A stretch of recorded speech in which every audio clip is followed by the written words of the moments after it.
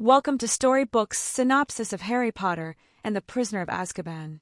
Harry Potter's third year at Hogwarts is about to begin, but not without a few magical mishaps first.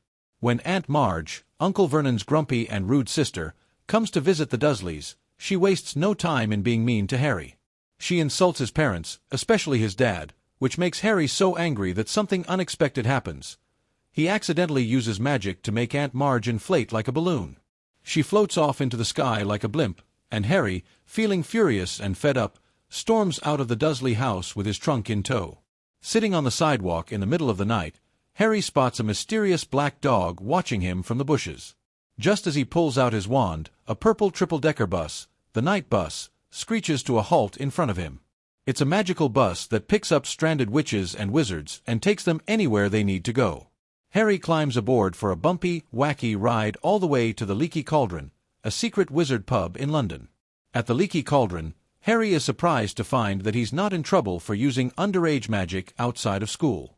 Instead, the Minister of Magic, Cornelius Fudge, seems strangely calm about the whole thing. But Harry soon learns something terrifying. A dangerous prisoner named Sirius Black has escaped from Azkaban, the wizard prison. Sirius is said to be a loyal follower of Lord Voldemort, and rumor has it that he's coming after Harry. Reunited with his best friends Ron and Hermione, and the rest of the Weasley family, Harry heads to platform 9 3/4 and boards the Hogwarts Express. In their compartment, they discover a sleepy new teacher, Professor Remus Lupin, who is fast asleep under his coat. But the journey takes a dark turn when the train is suddenly stopped, the lights go out, and icy cold creeps in through the windows. A terrifying hooded creature called a Dementor boards the train. It floats through the hallway and enters Harry's cabin, making him feel dizzy, cold, and full of fear. Just when it seems like Harry might faint, Professor Lupin jumps up and drives the creature away with a brilliant flash of silvery light. Afterward, he gives Harry some chocolate and explains that Dementors feed on happiness, and they're the ones guarding the prison that Sirius Black escaped from. Back at Hogwarts, things are changing. Hagrid, the beloved groundskeeper, is now teaching care of magical creatures. Hermione is taking so many classes, some at the same time, that even Ron is puzzled. And a new subject called divination introduces the dreamy Professor Trelawney, who sees a grim, a deadly omen shaped like a big black dog, in Harry's tea leaves. In Hagrid's first magical creatures lesson, he introduces the class to Buckbeak, a proud and beautiful creature called a hippogriff. But when Draco Malfoy foolishly insults Buckbeak, the creature lashes out and injures him. Draco's father, Lucius Malfoy, isn't happy, and soon Buckbeak is sentenced to be executed. Meanwhile, in defense against the dark arts, Professor Lupin teaches the class how to face their worst fears by battling a magical creature called a boggart. When Harry faces it, the boggart turns into a Dementor, showing just how much they affect him. The mystery deepens when Sirius Black somehow breaks into Hogwarts and damages the portrait of the fat lady, who guards the entrance to Gryffindor Tower. Dementors are now stationed around the school, but they don't seem to care that they terrify Harry during a quidditch match, causing him to fall from his broomstick, which is then destroyed by the Whomping Willow. Harry decides he needs to learn to fight back. Professor Lupin agrees to give him private lessons in casting the Patronus Charm, a powerful spell that drives Dementors away using one's happiest memory.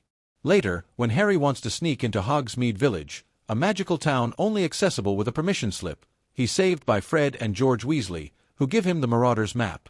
This enchanted map shows every secret passage and every person in Hogwarts. Using it, Harry sneaks into Hogsmeade under his invisibility cloak and accidentally overhears a horrifying conversation. Sirius Black was once his parents' best friend, and he was Harry's godfather. But he betrayed Harry's parents by telling Voldemort where they were hiding and then murdered another friend, Peter Pettigrew, along with 12 muggles. Now Harry wants revenge. Then, something strange happens. Harry sees the name Peter Pettigrew appear on the Marauder's map, but Pettigrew is supposed to be dead. Harry tries to find him, but he's nowhere in sight. On the day of Buckbeak's execution, Harry, Ron, and Hermione visit Hagrid. Hagrid gives Ron back his pet rat Scabbers, who had gone missing. But suddenly, Scabbers bites Ron and runs off. Ron chases him all the way to the Whomping Willow, where a huge black dog appears, grabs Ron, and drags him under the tree.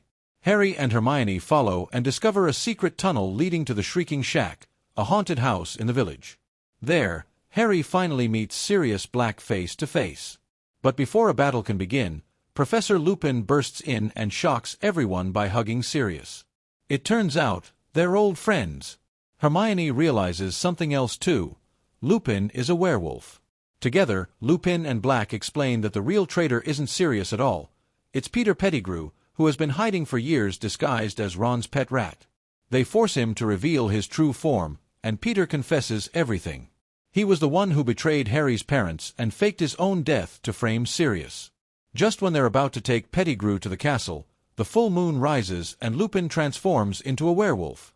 Sirius turns into a dog to protect the kids, but Pettigrew escapes.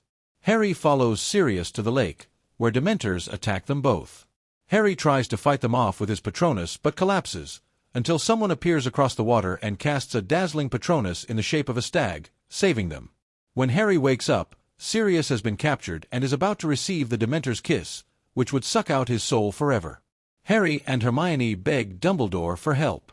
Though Dumbledore believes them, he can't stop what's about to happen, but he gives them a hint: use Hermione's time turner.